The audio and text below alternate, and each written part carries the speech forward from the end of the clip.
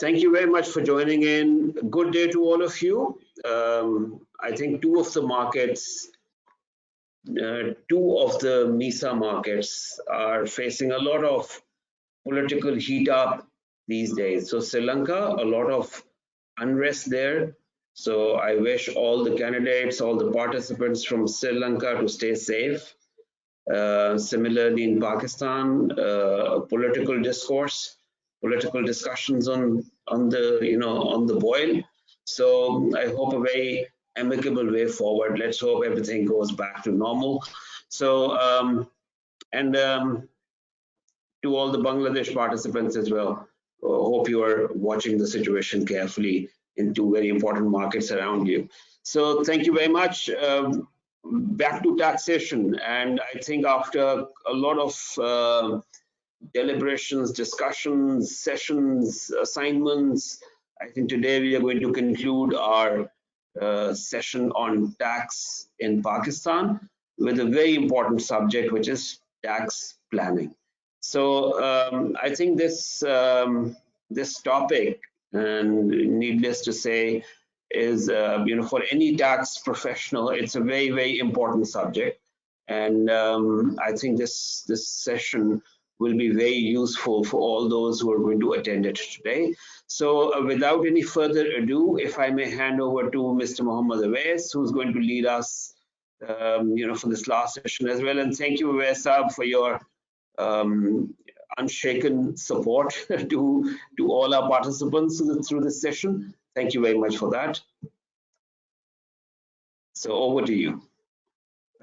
Thank you very much, Harun Sahib. It's always a pleasure, obviously, while making any discussion on the topic with our legal fraternity and our professionals. As I also discussed in the last session that it's a two-way learning, and obviously I also enjoy this. So thank you very much for providing this opportunity. It was a very wonderful program of the ACCA Pakistan, and I hope our participant would have taken a good from all these sessions, and definitely these discussion will remain continue.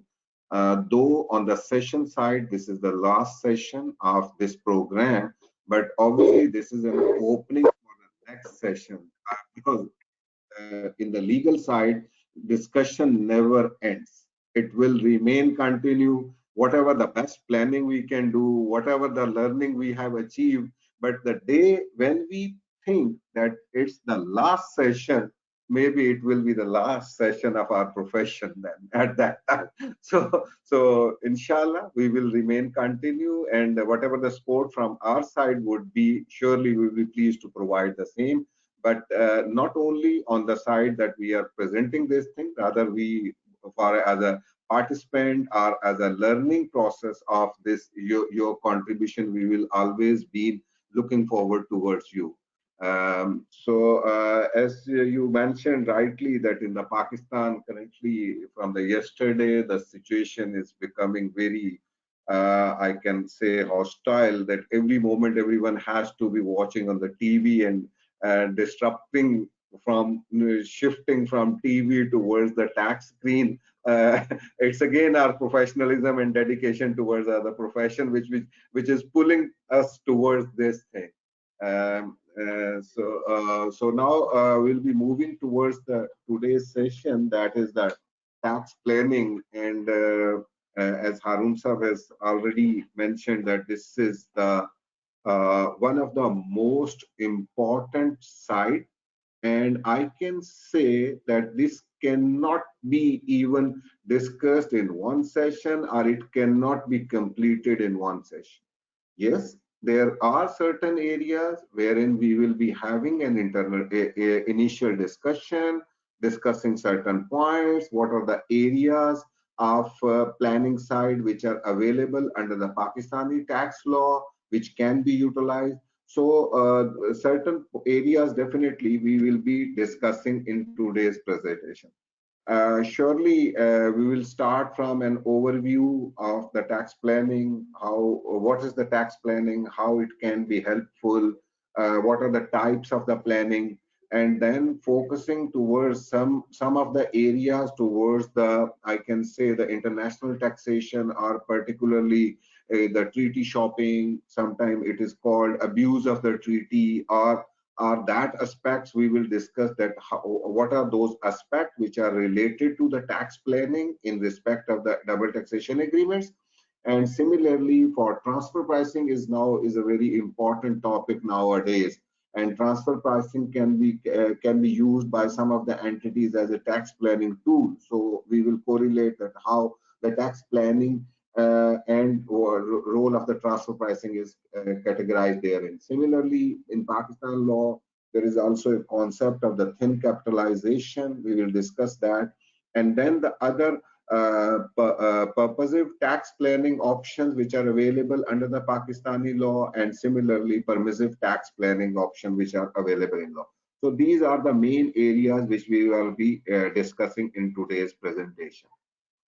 So, as an overview, obviously, we all know that under the tax planning, everyone wishes to minimize his or his organization tax liability, whether it is a developed nation or it is an underdeveloped nation.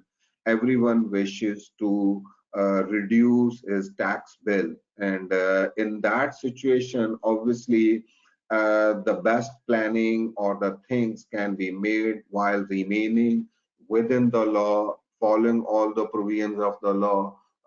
So these can be made by, obviously, one of the results can be achieved by making the best tax planning while remaining within the law, and not I can say particularly by considering the difference of the tax evasion and the tax avoidance.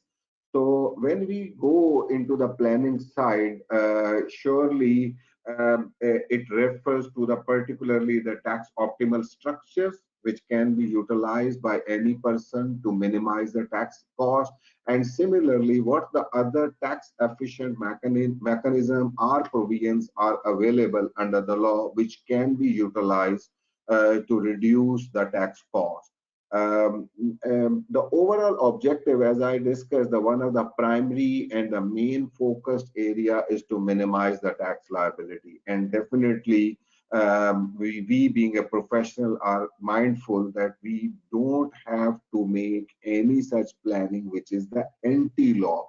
We are not going into against the provision of the law. We have to maintain the application of the law. So we can reduce the liability within the given parameter and what the options have been provided under the law. So this obviously is the one best objective for which the planning is made. But beside that, because in Pakistan, when I see this is our tax laws are quite complex, and particularly I see the computation side. Definitely, there are a number of options you would have been reviewed in the previous discussion, that tax liability can be calculated in the normal tax regime, final tax regime, minimum tax regime. So there is a lot of complexities associated with that. And whenever the laws are complex, obviously the factor of the tax litigation becomes very high. The disputes between the taxpayers and the tax collectors are going very high. So in Pakistan, the normally I see there is a lot of tax litigation, and it sometimes remains pending for years and the years. So the other major objective of the tax planning is to reduce the tax litigation. That whatever, if we can go, we have the two option, and one option on some point of time, though is increasing your tax cost within a certain domain, but on the other side is giving the less risk of litigation. And so sometimes the companies opt to pay comparatively higher tax in order to avoid the litigation. So this is obviously one of the most important factor while maintaining any tax planning, because we being a professional, obviously we know that we have to maintain the cost and benefit ratio. And if let's say we are reducing our tax cost by 1 penny, and on the other side we are incurring 5 pennies on the tax litigation. So in that situation, obviously it would not be the wise for the organization to make any such planning. And in that situation, obviously the one can think that, okay, on the one side I can only make payment of the extra 1 penny and I will reduce the tax litigation. And similarly, on the other side, it also promotes the healthy environment, because while making the tax planning, obviously, you are putting your best resources, and whatever the resources are available that are out of the tax paid money. So documented economy, the concept, particularly the societies like Pakistan, Sri Lanka, Bangladesh, wherein the risk remains that people remain undocumented, or the government has not much control over the documentation of the economy. In that situation, in order to avoid any risk of future litigation, obviously one can think that while making my tax cost within the budget, and I can bring my documented money, and entire thing will be my documented, and I will not have any future risk of litigation. So that is the one of the other factor which can be obviously taken care of while maintaining and while making any tax planning. And the next other thing is that whenever you are making any tax planning, obviously you can evaluate that if the one source of income is earned, and out of that income source you are making payment of the extra tax as compared to the other source of income wherein the tax cost is less. This can be referred as you would have been noticed that while in the computation part, the income is taxable under various heads of income, and then different tax rates are sometimes available for associated with the different type of income. So in that situation, obviously, when you will be the evaluating in any respect, you will be particularly reviewing the other income generating options, and once you will be the reviewing all the option under the umbrella of the tax planning, particularly you are reviewing your whole business activity and the net bottom line result, that are after tax profits, that where you can earn the much more income. And keeping in view, obviously, you can utilize your resources in the best productive manner and wherever you can get the best result. So these obviously can be utilized. These things could be kept in mind while making any tax planning. And the other most important thing, as I already mentioned, that the planning does not mean that you are going to reduce your tax cost by making any tax evasion, by making any non-compliance, or taking any such way, or adopting any such way which is not in accordance with the law. So there is a concept of obviously the tax avoidance, and tax avoidance is always been considered as legal because it is made in accordance with the provision of law by best utilizing those provisions and the options which have been provided, and while keep maintaining your compliance level very high. If you are reducing your tax cost, this can come within the tax avoidance. But on the other side, if you are not complying with the law, or taking any such measure which is not in compliance level, rather you are taking any wrong action or anything which is non-compliant, then it will be leading towards the tax evasion, and which is surely in all respect is illegal, and definitely the proceedings can be initiated against the person who are using any such mechanism. Though on the other side, now obviously with the passage of time, the world is evolving, and it is going to be discussed and debated that whether the tax avoidance is morally correct, ethical, and what are the ethical side of that.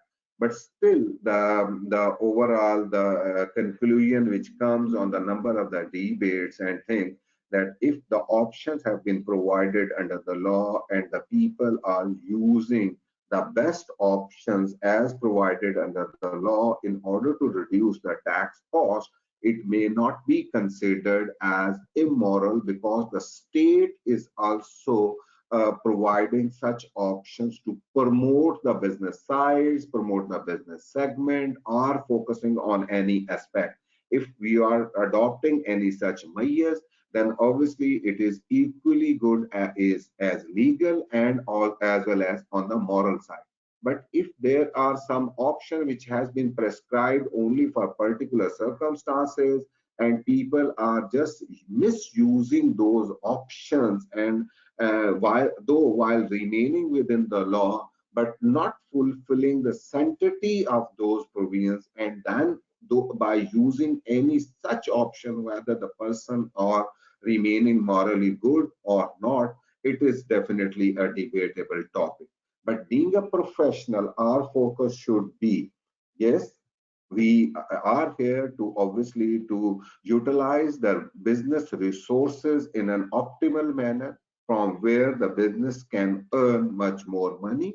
And similarly, when we are reviewing the earning potential of any business, any individual, any person, definitely we have to calculate the pre-tax profit and the post-tax profit.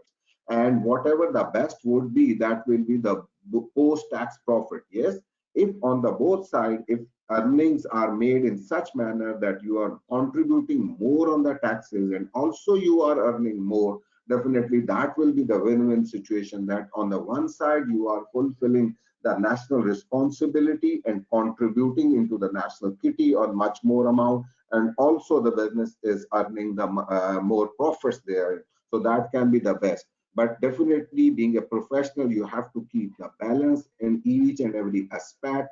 And surely the one most important, that we can only use the tax avoidance measures which have been prescribed under the law, and never any option for tax evasion should be preferred. And particularly the situation comes, I can only take an example because here, because some of the persons are working under an employment of the small entities owned by owned by an entrepreneur who is definitely interested in saving the entire amount and reducing the tax cost. Here, the professional role is very important because you have to be obviously remain compliant with the law and also remain loyal to your employment, but does not mean that loyalty to employment leads towards the evasion of the tax. So this principle surely you have to maintain while making any such planning or reducing your tax bill. Moving towards next, obviously, the what are the types are generally discussed options of the tax planning, and definitely one is the short range or short term tax planning. Particularly, this its focus is towards the time when we are computing the tax liability. So at the end of the year, if we are making any tax planning, and so on the basis of that planning, if we are minimizing our tax liability, it may be categorized as a short range tax planning. Whereas the long-term tax planning can be for one even period or even spread over the number of years, but it will be definitely the strategy is chalked out at the start of the fiscal year. And once you make the planning, particularly I can take example that like if certain tax rebates or the credits are associated with any investment options or anything, then surely you cannot make any such planning at the end of the year. Rather, at the start of the year, you will make the planning, you will make such investment and then avail those tax credits. So if you are going into the long-term planning, it is definitely it can be made prior to the start of the year, and then you will go and implement during that year. Next is obviously one of the type is that is the permissive tax planning. This can be the permissible deduction, incentives, contribution, allowances which have been provided under the law. If anyone is utilizing those discounts, contributions, or incentive, obviously this will be categorized as permissive tax planning. And purposive tax planning surely becomes that if you are making tax planning with some objective, with some achieved purpose, and it is normally a long-term planning wherein you make any such investment with a certain objective that you will achieve the reduced tax liability or in the result of any such investment. So that may be in such type of all planning will be categorized as a purposive tax plan. So these are the general things. Obviously, these are the general options which are available and discussed on worldwide basis. But surely, if anyone has any other option in the mind or any other thing that can also be used for tax planning purpose. Now, I'll move towards the next component, and particularly for the international taxation side. In the previous session, we were discussing the different options, different treaty agreements, and particularly the people are using the bilateral or multilateral agreement in order to make the tax planning. And the corporations are the entities which are basically doing business in various countries or the jurisdictions. Obviously, they want to try these benefits and try to reduce their tax cost by basically using the provisions of those tax treaties. And particularly when we see there is a two concept, that is, one is treaty abuse and other is treaty shopping. And abuse obviously is particularly not, I can say, that does not fall within the planning side or any, rather that can be equated towards the tax evasion, that if I am rather not using the provisions of the law in the true separate and how these are being prescribed for the people, so this will be categorized as a treaty abuse. But on the other side, the treaty shopping has been used by various entities, and they normally take advantage because if you will see the provisions of the double taxation agreement, and as we discussed in our last session, that income is taxed either in the source country or in the country of the residence of the taxpayer.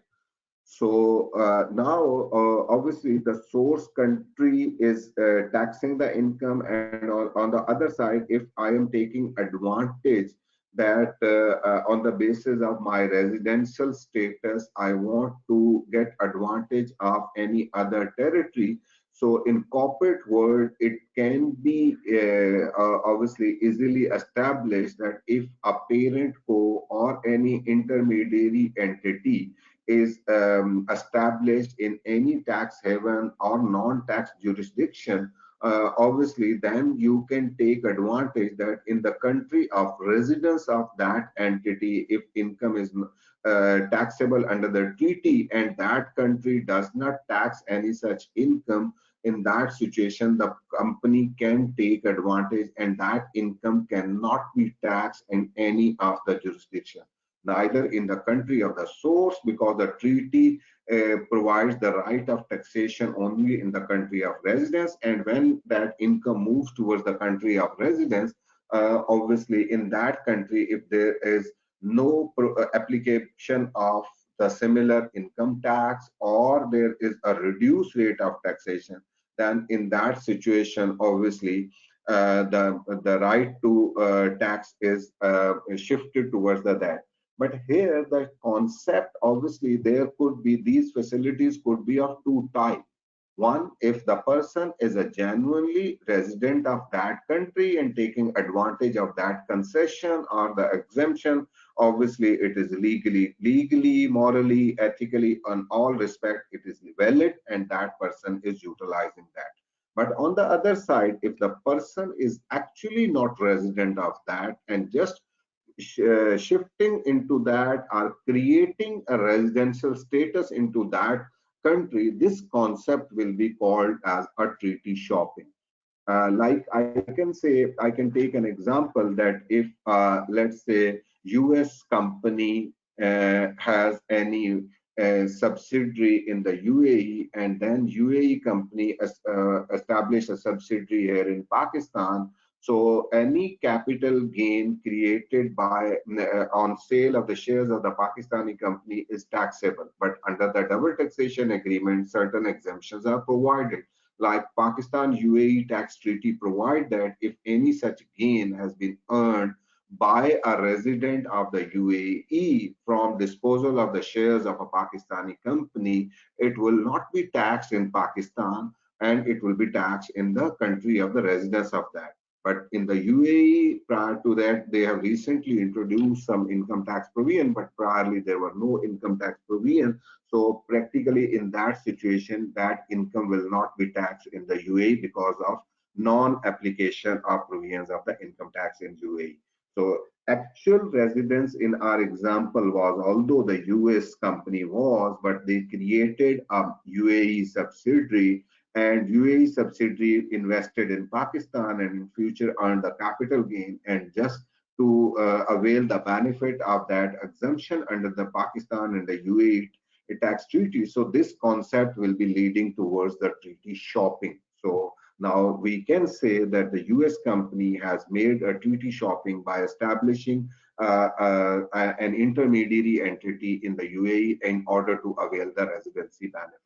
So this, obviously, this concept is now under discussion, and uh, particularly under the BAPS project, they are trying to eliminate any such provisions, and they are trying to focus that such concessions should only be available for those persons who are actually eligible to avail that exemption, that those persons are the actual resident of that state, and they have not created any intermediary entities or anything in order to avail these benefits.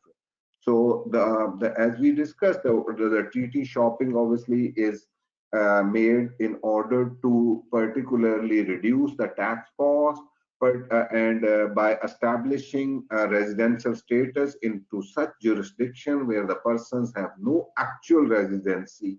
So this concept obviously comes under the umbrella of treaty shopping. And particular purpose of that is that shifting of income or profits to such territories or the jurisdiction where either that there is no tax provisions applicable therein, or their tax rates are comparatively less as compared to their home country, or as compared to the country where the source of that income lies. This is about the treaty shopping. And as we discussed, that this obviously have been used by the some of the multinational companies, and you would be aware that at certain point of time there was a BVI island, similarly Bermuda. These were considered as the tax haven because these countries were not levying any tax on the income, and so the people were opting to establish their parent companies into such jurisdictions where there was no income taxation. So these obviously one can say that this was the treaty provisions related to the treaty shopping. And now the OECD, while working on the BEPS project, obviously is taking care of this, and they are now trying to introduce their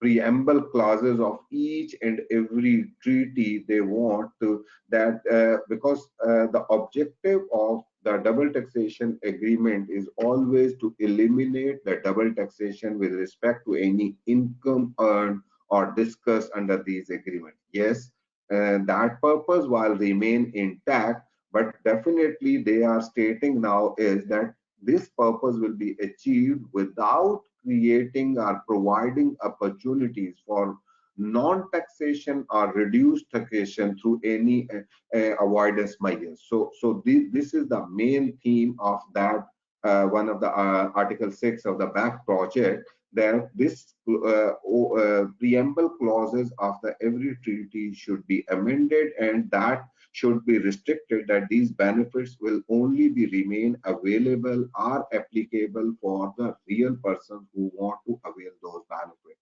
And any extra opportunity are provided therein should be taken care, and those benefits will not be available.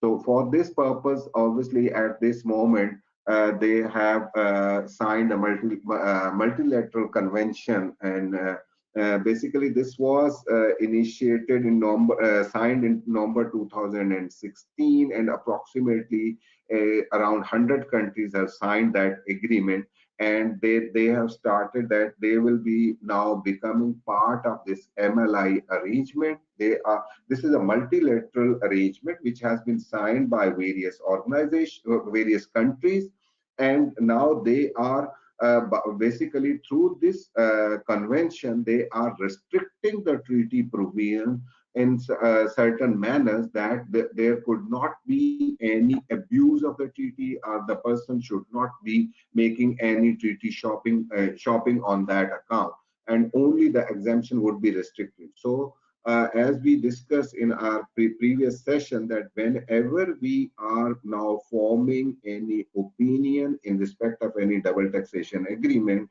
the first step would be that we will see that whether the Pakistan and the other country with whom we are reviewing that agreement, whether that company is a part of that MLI arrangement and have signed that. If both countries have signed that arrangement, then the provisions of the MLI would have an overriding effect on the double taxation agreement. So this aspect obviously would be taken care of while forming any of the opinion in respect of double taxation agreement, or making any of the tax planning, because whenever you will be making any tax planning, you have to take care, not only you have to study the treaty provision, rather you have to take care of the MLI provisions side by side. Next, the factor which is the transfer pricing, which is used as the tax planning tool. Obviously, this is as we all are aware that the transfer pricing subject is very important or relevant while reviewing any transaction between the associate.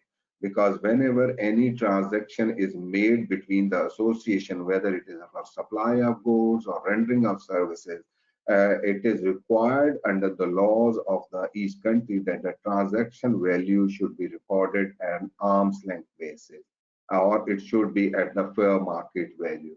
So particularly, obviously, whenever you are making any such planning or any such thing, you have to take care that the price of every transaction between the associates should be capped as equivalent to the open market price. And similarly, because sometime in our local law, if you see, there are sections 108 and 109. Those are very important, that provides the power to the commissioner to allocate taxable income between the associate if the transaction has not been made on arm's length basis. So then, particularly if any transaction is made as an overall arrangement where the tax liability of any entity has been reduced, the commissioner can recharacterize that transaction and can distribute the profits amongst the entity or allocate the profits between the two entities according to the arm's length principle. And particularly, this can be, let's say, if the one entity is under heavy losses and as vice versa, the other entity is under the profit, and both entities belong to the one group, then they can keep the pricing mechanism in such manner that they can shift the profit towards the loss-making entity so that their losses can be absorbed and the maximum profit taxable income should be shifted there, as compared to if the company is paying under the having the high taxable income or the high tax regime. So there should be the less profit or less taxable income should be recorded in that entity. So by resorting the provision of section 108 or 109, if the taxation officer identifies any such arrangement, then obviously that is empowered to distribute the profits amongst the both entities according to the fair market value or according to the proper allocation mechanism. These obviously these planning tools, whenever is adopted, we have to take care of all those provisions that this should be. I can say that this aspect should be taken care that there should not be any non-compliance of any provisions of the law. In Pakistan, the concept of the arm length has been prescribed under the different rules, and they have prescribed a mechanism for determination of the pricing. And one is that a comparable uncontrolled price method is used while maintaining the transaction price between the associate, that wherein the price can be compared with any such transaction wherein two independent parties are entering into the similar transaction, and what the price the independent parties are using, that can be used also. The same price can be used while entering into the transaction between associates. So this is similar to the arm's length principle method, which should be adopted for the purpose of you can say the determination of the transaction value between the associates. Similarly, the resale price method is going to be used. This is purely because that if a product A is so manufactured by one entity, sold to the other distribution entity, and then distribution entity is reselling to the independent party. So that price which the distributing company is charging to the independent parties, obviously that can be utilized for determination of the price of the transaction between the associated entity, while maintaining that the distribution entity can retain a certain margin or the profit or the cost allocated to their activity, and the rest of the profit can be shifted towards the manufacturing activity. So this method can be utilized for determination of transfer pricing. Similarly, the cost plus method is also utilized between the transaction between associate, that if entity is incurring producing certain goods and then transferred to the other distribution entities, so cost plus certain margin is charged as a pricing mechanism. And fourth one is used as a profit split method, and definitely the profit split method can be used where all of these three methods, any of the three methods, it cannot be used, then the last resort is provided that the profit should be split between the two entities, and each entity should be subjected to tax according to the profit allocated to that entity. So these are the general guidelines provided under the rule for determination of the transfer price. So next, moving towards, there is a thin capitalization concept, basically this is also associated with the foreign companies, and particularly this concept is that distinguish between the injection of the capital versus debt. If the foreign company is establishing, let's say, a subsidiary or an associated company in Pakistan and want to make such investment therein, now the company has the choice whether that how much amount can be invested by way of the capital, and then dividend can be earned out of that profit, and how much amount can be invested through loan or interest bearing any investment mechanism, and that should be invested, and then interest income should be earned thereon. And this mechanism is basically required particularly because we all are aware that this, dividends are distributed out of after tax profit. So the company will be earning certain income, making payment of tax thereon, and then after tax profit would be distributed as a dividend, and dividend is again subjected to tax here in Pakistan. I will take an example. If the company has earned 100 rupees of taxable income, and so the tax rate is if 29%, so after tax profit would be 71, and out of 71, one is distributed, then the 15% tax is applicable on the dividend tax. So effectively, the tax cost goes to 29 plus 12 or 13. So this will be around 41, 42% is the effective tax cost. But on the other side, if the parent co makes an investment by way of the loan, so the any interest given against the loan is a deductible cost of the company. So the company is reducing the tax liability of 29%, and normally the tax rate of profit on debt in some of the under the treaty arrangement is 10% or 20%. So by making the 20% even that the tax here in Pakistan, the company will be taking the profit from the company and reducing the tax cost by approximately 41%, and effective saving can be more than 20%.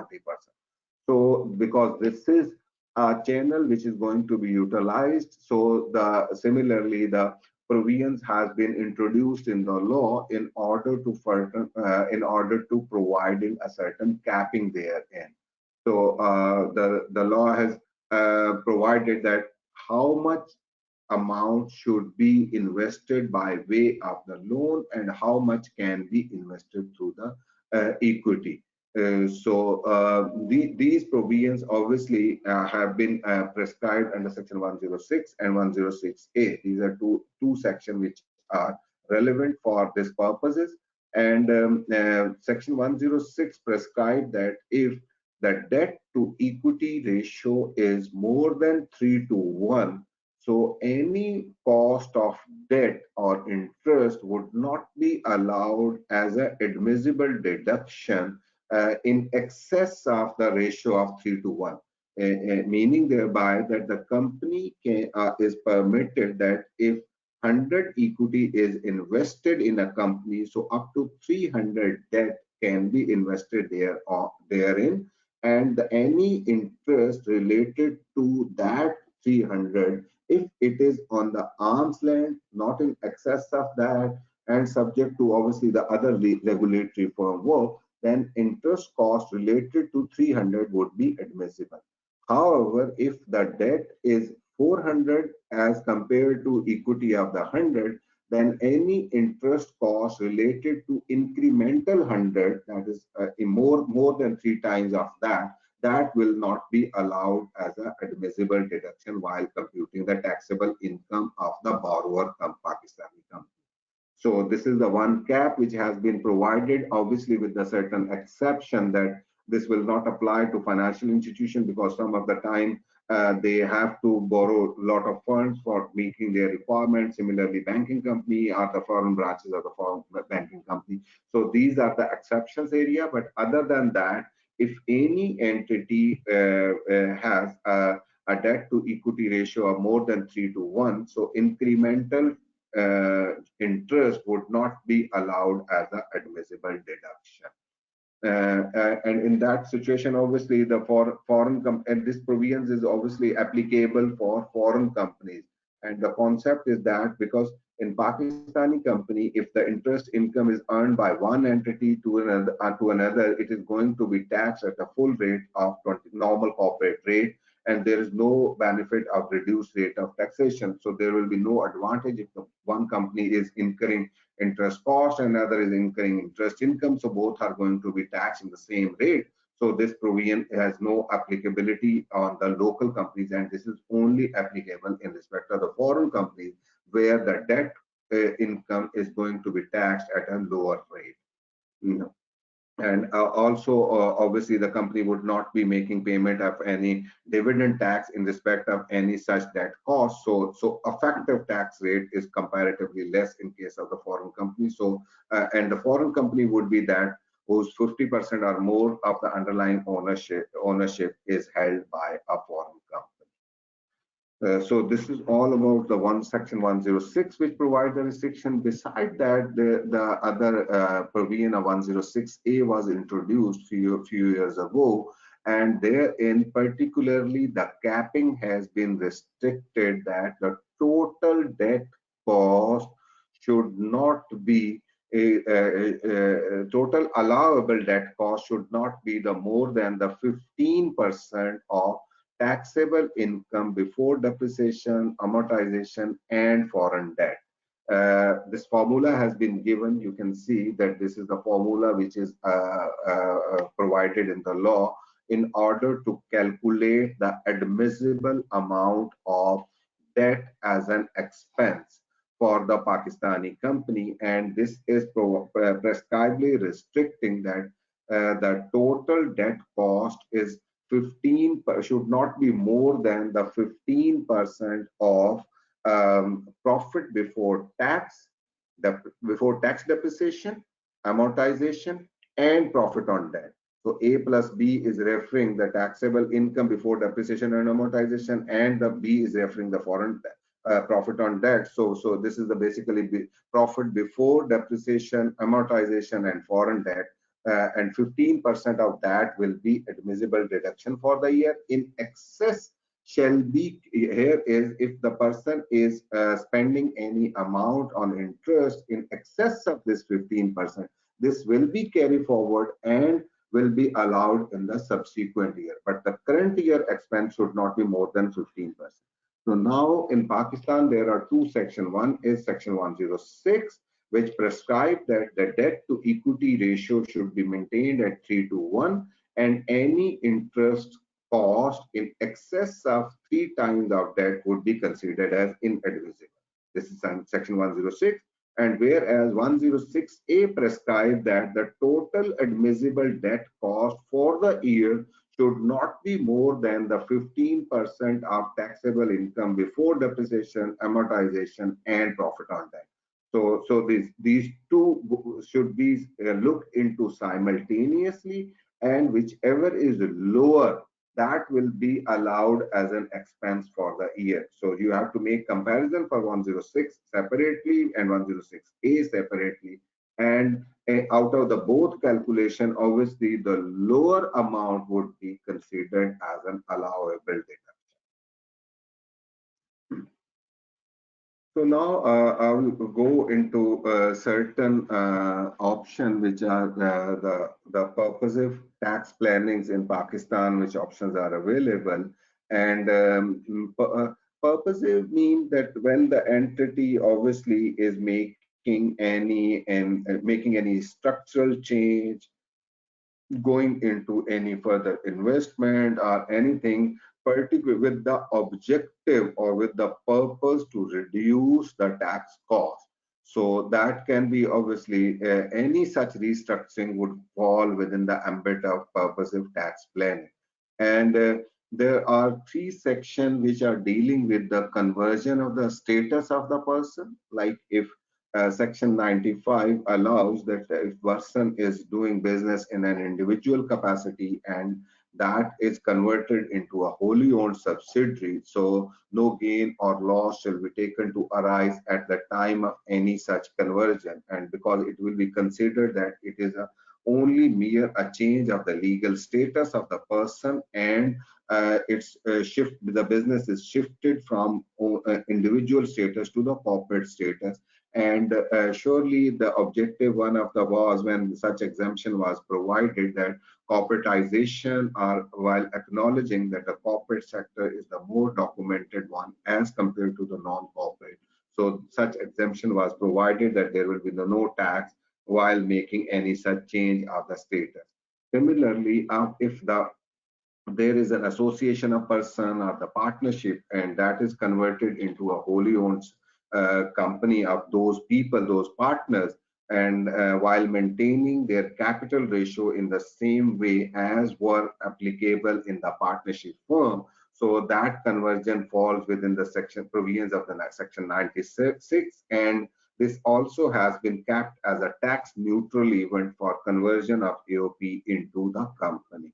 And if the person is making any such change with the objective to reduce the tax cost, obviously to make any such tax planning. So this will fall within the ambit of the restructuring of the business with purposive tax planning. And particularly these two, if in conversion of the individual into the company or the partnership of the company, is one of the basic example is that in the individual case or in the partnership concern, the partners cannot draw any salary from the partnership, or that the entire amount will be taxed as a business profit. Whereas if they are owning the same business through a company. So they will become the shareholder, or they have the option to become the director. And if they are working for the company as a for that business growth, they can draw salary, and their income from salary will be taxable under the head salary, which is comparatively taxable at a lower tax rate as compared to income from the business on the one side. And secondly, the company is eligible to claim those deductions as a tax deductible expense. So the tax liability of the company obviously can be reduced from that by allowing the deduction of the director salary. So this can be even on the other side, if the director has given any loan to the partnership, the interest expense is not being considered as a deductible expense of the firm or the sole proprietor business, because the self, then it will be considered that the person is earning from the self business, whereas the company being a separate legal person, if the loan is given to the company, any interest given to the shareholder or the director is a divisible deduction in the hands of the company, as well as the person is going to be taxed at a lower rate on that interest income as compared to the tax rate applicable on the business income. So these advantages can be taken by converting from sole proprietor into a company or the partnership into a company, and this conversion itself is a tax neutral event under section 95 and 96.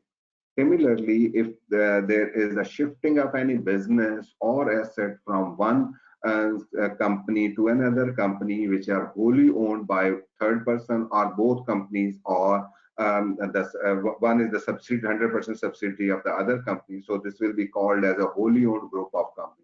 If any transaction is made between by shifting one even asset from one entity to another entity, or even asset will include also the one business line, the complete business line. Let's say one plant, installed plant and machinery, and the one factory is transferred from one entity to another entity, then this is also considered as a tax neutral event under section 97. And this can also be used as a tax planning tool, that because if one entity is incurring losses in one business and the other entity is earning huge profit on the other business line, so if the shifting of the profit business into the loss making entity is made, then obviously the income of the both businesses will be consolidated for the purposes of taxation, and net income will be taxed. So if the losses can be absorbed against the profits and ultimately reducing the tax liability. So section 97 can be used for making any such planning. And similarly, the section 97A is also very widely used as compared to 97, because this grants exemption to the rearrangement made between any entities, any companies, between any companies under a scheme of arrangement which has been either approved by the SCCP or the High Court of the country. And once the stamp of these regulators are made, obviously there will be no tax on transfer of any business, on transfer of any shareholding, on any transfer of restructuring.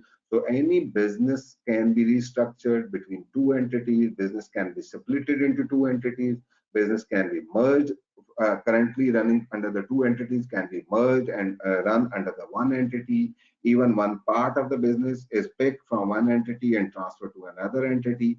So all these arrangements can be made under the umbrella of the section 97A, which has been protected, subject to that the conditions are going to be fulfilled, that the scheme is prepared, which is in accordance with the provisions of the company ordinance. The scheme is either approved by the SCCP of Pakistan, because in certain cases the powers have been given to the Securities and Exchange Commission that they approve the scheme. And if the scheme comes under the powers granted to the Securities and Exchange Commission or SCCP, they will grant the approval to that scheme. This will be considered as a tax neutral. However, for certain type of schemes for rearrangement or for reconstruction, the power vests with the court. So the people can apply to the court and get the approval of those schemes from the court, then the business can be realigned and shifted from one entity to another entity while maintaining the tax neutral status on those transfer of the businesses. Even for these purposes, Section 49 of the Sales Tax Act 1990 is also quite relevant because that provides that if you are transferring one business from one entity to another entity and both entities are registered persons, and then this transfer will not be considered as taxable event subject to the requirement that the transferee entity will charge the sales tax on those goods at the time of disposal to the third party.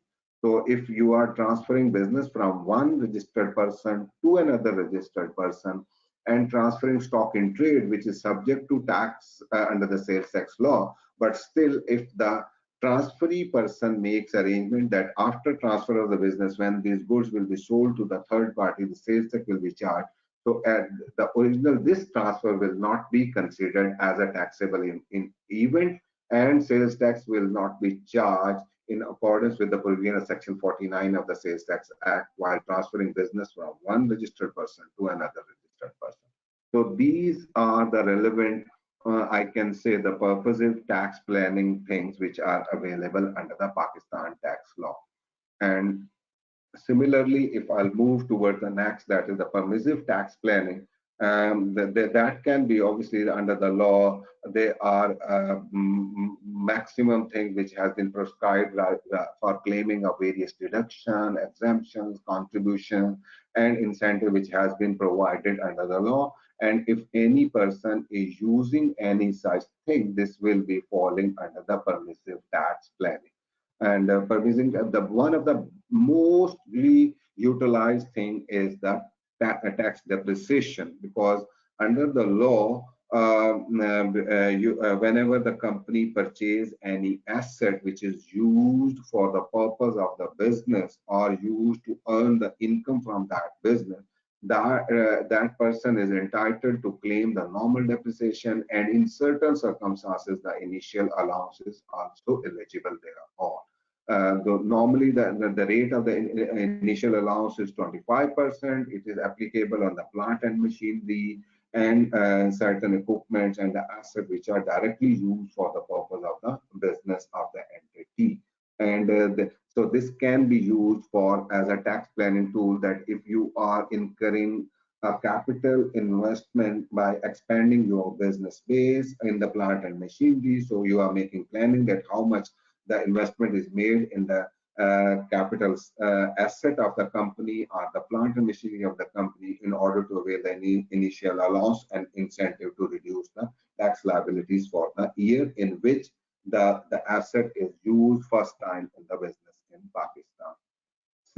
Similarly, on some of the plant and machinery, the first year allowance concept is also available, like if the entity is installing any machinery or the equipment for generating of the alternate electricity, so that is also available. The first year allowance of the 25% is also available for those entities. Similar to that, if you see the normally the our provisions, you would have been noticed that whenever you will be computing the income from business, the only those expenses are considered as deductible which are used for the purposes of the business. But there are certain things which are indirectly providing advantage to the business but have been allowed as a deductible cost, like scientific research expenditure. If the company is incurring any expense which is providing any research work is done for product development, that research should be related to the business, but obviously that may at some point of time it may be categorized that it is not the directly expense incurred in respect of the earning, because the benefit of the research goes for a number of years or anything. So that expense under Section 26 has been allowed as a deductible cost. Similarly, for the employees' training and facilities, it has been provided. Section 27 provide that these expenses will be allowed as a deductible deduction. Industrial undertaking or any business, if is establishing any institution or hospital in Pakistan for the benefit of the employees or the employees dependent, obviously the cost, although it is not directly attributable to any business, but it will be claimed as a deduction. Similarly, any training institute of the industrial workers, that is allowable expense, or training of the person if the company is incurring any expense under a scheme approved by the Federal Board of Revenue.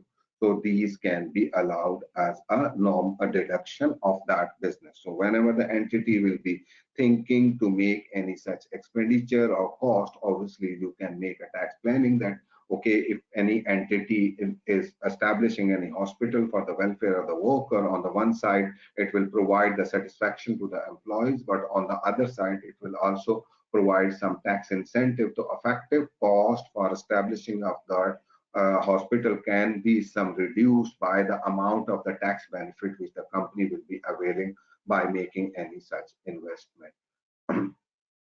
The other thing is again, even for the local companies, obviously the companies can think whether they have to make investment of their own equity or they can obtain loan from the financial institutions for incurring that business. Because on the one side, they can save their equity and invest in other project and earn the money. And on the other side, they can take some loan for the purpose of running their business. And then in that situation, any interest cost incurred for obtaining that loan can be reduced by the tax benefit availed by the person by utilizing that interest into the business, because interest on profit, interest on loan or profit on debt is always being considered as deductible expense of the business if the amount of loan is used for the purpose of business.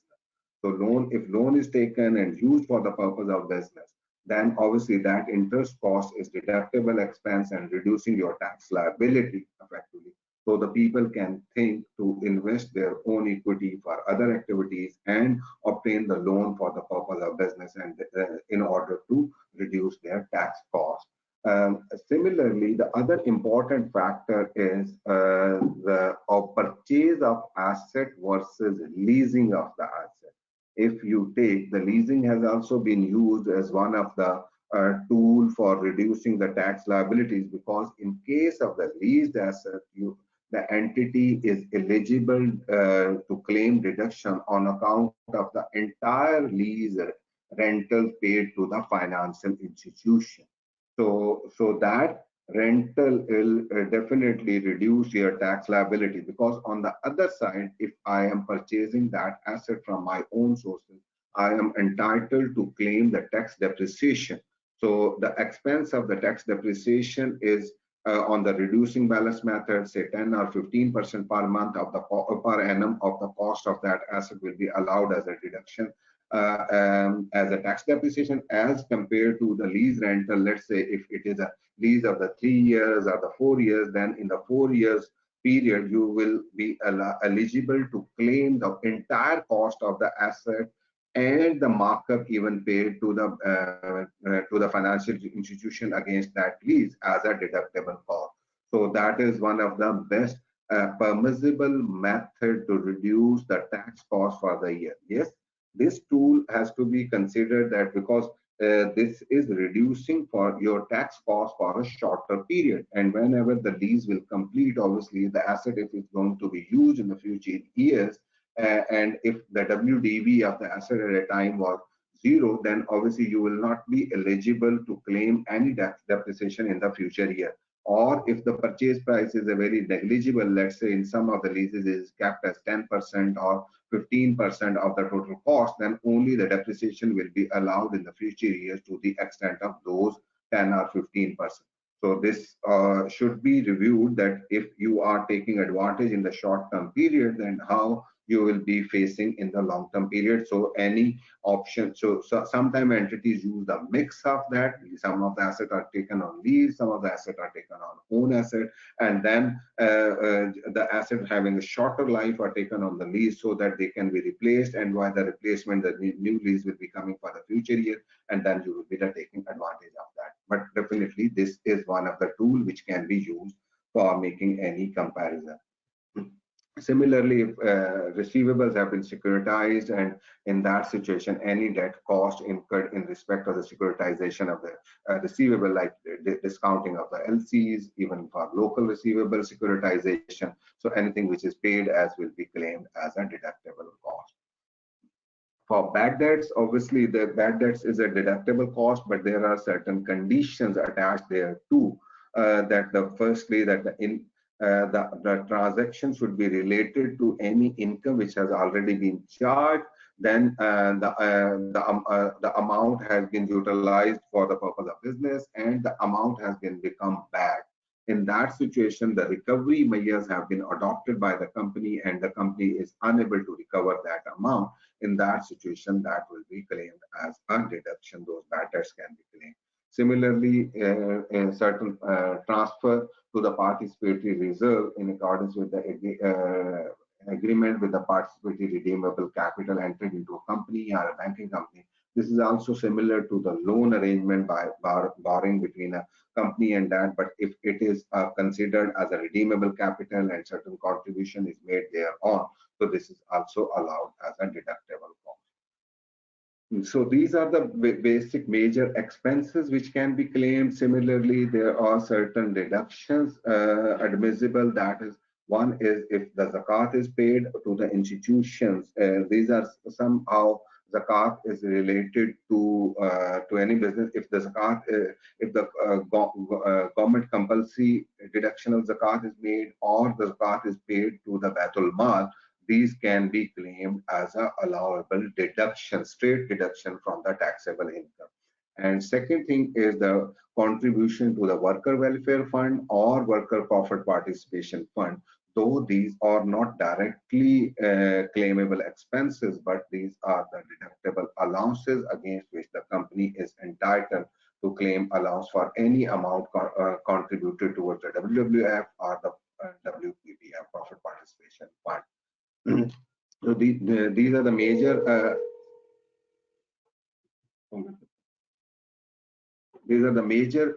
I can say, the allowances or concessions available for these.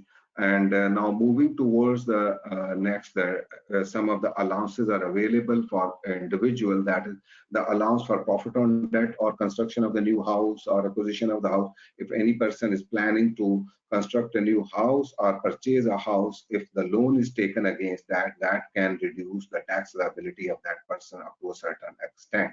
And similarly, if the income of the person is up to 1.5 million, the taxable income, then certain allowances for educational expenses incurred in respect of the tuition fees is also available.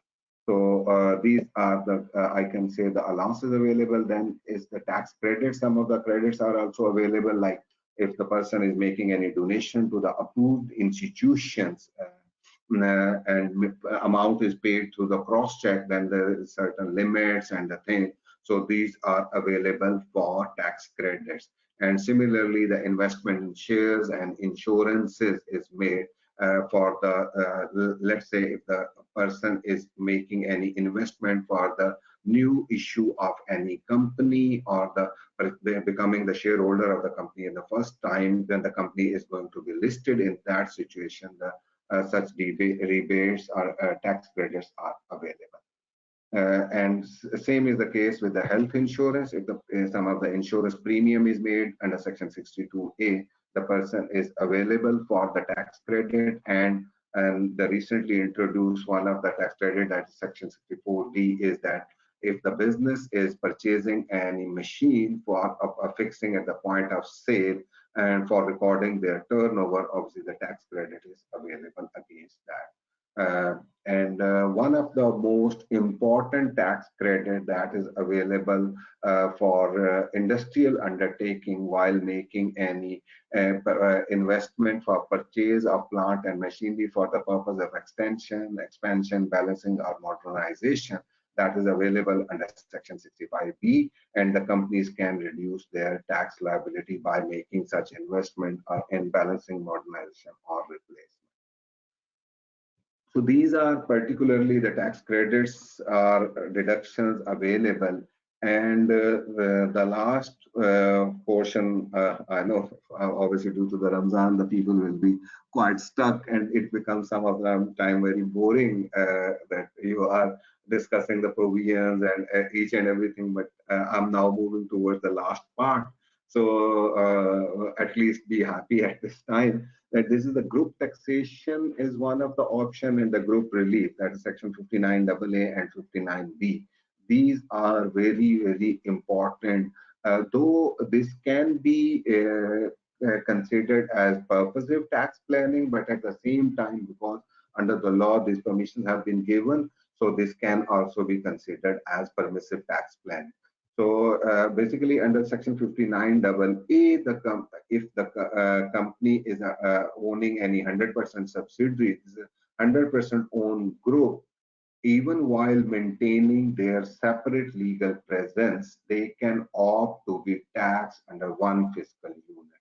So their tax liability can be calculated as a one entity, and if this can be obviously helpful for those entities where the one entity is incurring profit and the other entity is incurring losses. So if the group taxation return is opted, obviously they can offset the profits and losses, and the tax liability can be paid on a net income basis.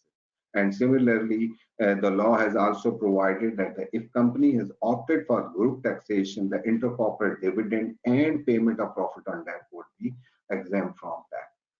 Similarly, under Section 59B, there is an option available for the group relief wherein the losses of one company can be transferred to the other entity. So this option is having a very limited scope. This option is available for 3 years period. Losses can be transferred by one entity to another entity, and once transferred, this can be used in the year in which that has been transferred and two subsequent years. So with these restrictions, obviously the group relief can be benefit of group relief can be availed, but surely the benefit of group taxation is much more as compared to the group relief. So I've tried, although at some point of time I was thinking that this becomes very boring and the things, but I was trying because of the time gap due to the Ramzan. The session was focused at 1.5 hours instead of the 2 hour, but I tried to cover all those things, and legal references has also been provided in the presentation slides so that you can go through these provisions in the detailed manner. And surely, if even in future, if anything would be required discussion, we can hold any such session. But at this time, obviously, for question answer, I'll take the few minutes, remaining few minutes we can use for the question and answer session. Thank you so much, Aved. Surprisingly, there are only little questions here. Starting with Junaid Nasir. Junaid Nasir wants to know how to carry forward losses against profit for future years. Okay, this is the topic for carry forward of losses, and here in Pakistan, you would have been noticed that the loss have been divided into two parts. One, the losses due to tax depreciation or amortization, and the other the losses due to other business activities, and we generally call it cash loss versus depreciation or amortization loss. So cash loss of a business can be carried forward and set off against the income of that person for the future 6 years, up to next succeeding 6 years. Whereas the depreciation loss can be carried forward and set up till and until that loss is absorbed, subject to certain limitations that up to certain level of the income, the 50% of the net income can be adjusted against the depreciation, and the remaining that. So there are certain adjustment therein, but broadly concept is that the depreciation loss will be carried forward and set up until and unless it is fully absorbed, whereas the cash loss can be carried forward and set up against subsequent 6 years. And if we are carrying forward the both things, cash loss and depreciation loss in the next year, firstly, we will set off the cash loss, and then if still there is a remaining profit, then we will set out the depreciation loss subject to those adjustment or limitation as prescribed in law.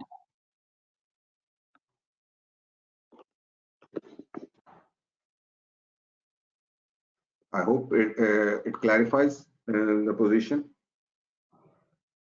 Yes, thank you so much. Are there any further questions from the participants? Zara Azim had a question. It's quite interesting. Is there any organization or effort of some sort currently to simplify the tax laws? Yeah, it's a pain of every professional, frankly, I can only say. And surely every professional organization is putting their best effort to make these laws simplified. And I obviously don't want to blame, but I can say that the Federal Board of Revenue is trying their maximum benefit to make the complexities of the law, to increase the complexities of the law. But surely the efforts are going on.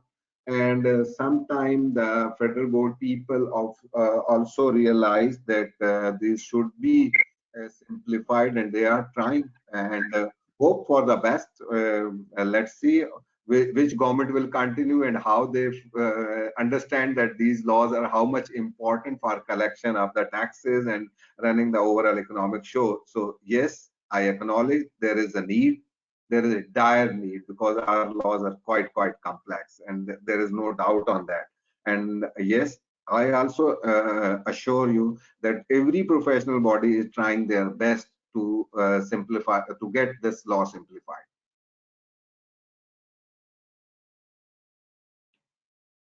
Vesa, who's going to present the budget this year? Which government or the interim government? Arun, at this moment there is no finance minister because the sitting government has dissolved their cabinet, and and the sitting government is trying that the sitting prime minister, now there is only two people who are there. The president and the prime minister are now trying to find out any person who is willing to accept become the prime minister, acting prime minister during the interim period. So let's see. I think Justice Gulzar's name has been recommended by the ruling government.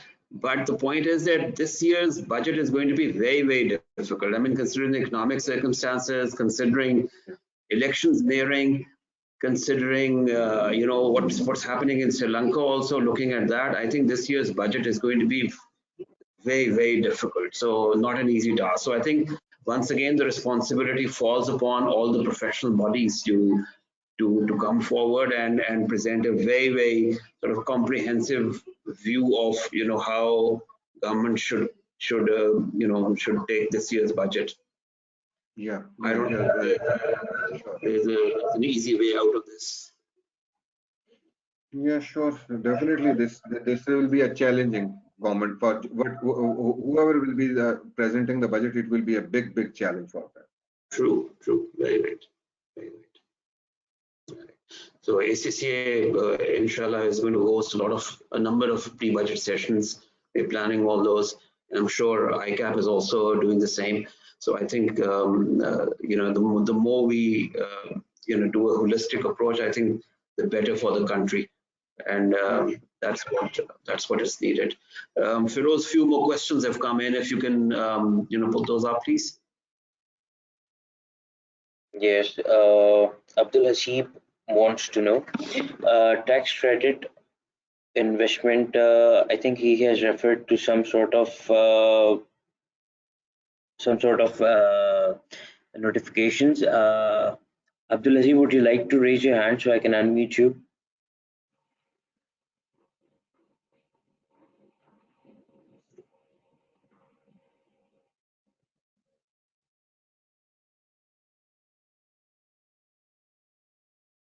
Yes, Abdul Hasib, I have unmuted you. You are on self-mute. Assalamualaikum, sir. Can I Yes, hear me? yes, please, Asif, Okay. please continue. Okay. Okay, sir. We have a section under section 23, which also provides like for first year allowances and initial allowances on the purchase of machinery, non-current assets. But then we also have the tax credit under section 65P, which is kind of like a same on these things like machinery or replacement and new installments. So there is a, like a both choices under the like if company choose like company A, whichever he wants to choose, or both are kind of separate. Hasib, this point is though as a professional, my opinion is that there is no restriction that if we are availing because the both option have been provided under the law and it is not a either or option, rather the taxpayer can avail both incentive. But the department at this point of time is not acknowledging any such situation, and currently the cases are in a starting litigation phase. So there is no conclusive judgment of any of the court thereon.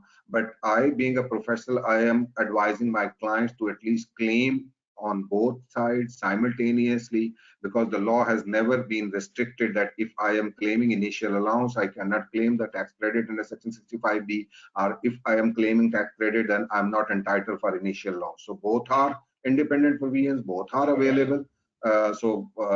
Obviously this is a risk of litigation is there, which is going on. So I'm just highlighting that, but claim should be lodged on both sides. Yes, sir, you're right, because there is a lot of like overlapping and contradiction in the income tax of Pakistan, which I have studied like few months ago for a HBR test. So that's why I was just clearing. So thank you, thanks a lot, sir. It's a pleasure that you are giving lecture. It's very necessary because ACCAs, most of the ACCAs in a firm, they feel very difficulty in taxations because they didn't study in Pakistan tax during their studies.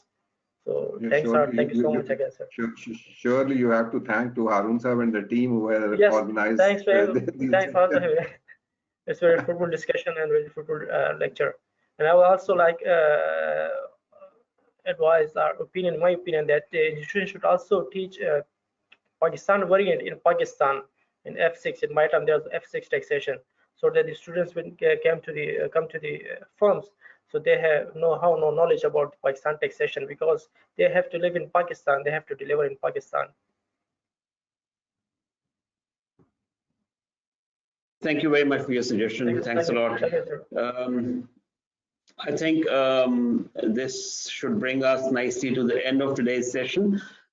Muhammad Bilal has also acknowledged Awesab and EY Pakistan for such a knowledgeable series of sessions, I would say, on taxation. So thank you very much, Bilal, for your appreciation, and thanks to EY once again. But before we call it off, I would want to recognize EY's team individually, starting with Awesab, first of all. I think it was not an easy task. I think, almost alternate days in the evening, sitting down, all in the benefit of the profession and the benefit of professionals. I think a big job. And the kind of knowledge that Awesab has shared, I think that's phenomenal. And I'm sure all the participants who attended, they're going to make good use of it. I would also like to mention Mohammed Farhan's name. Mohammed Farhan, again from EY, has been very, very instrumental. Thank you very much, Farhan. Farhan is not in the session today, but he's done justice to the sessions that he's run. Then we have Hassan Shabir, Adil Hassan, Ali Hamza, and all of them, they are a part of Awesab's team, and they've done a fantastic job. And so we are thankful to all of them for taking time out and appreciate their contribution towards making these sessions possible. We will definitely be Awesab coming over to your office to recognize the work of your young talented individuals in person also, and offer you memoirs and certificates. I know CPD is a big thing, but CPD certificates to your entire team also, which will be helpful for their own professional development. So I think thank you very much for being a very, very active audience also. The recordings of these sessions are available. So whenever and as many times as you want to go back and review these recordings, it's entirely up to you. So this is going to be an important repository of knowledge that is going to stay on ACCA's platform on the or videos for quite some time. So thank you very much for that. Thank you very much, Avesa, and take good care of yourself. And Allah Hafiz. Thank you very much. Thank you, and Allah Hafiz to everyone. Have a good aftar today. Just I can only say, and with the prayer to prepare that the political dust should be stopped, and obviously it's whatever is decided, it should be better for the country, and like with the prayer that Sri Lanka would also get a better atmosphere and overall good thing. Because if the world is peaceful, we all will remain peaceful and in a good manner, and we will work our professional duties and the things in amicable manner if the things are going smoothly. So with this pray, I think we can end that world should become cool and calm and more professional in all respect. So thank you. Thank you very much. Thank you very much, Avesa. Thank you, Peter. Thank you. Allah Hafiz.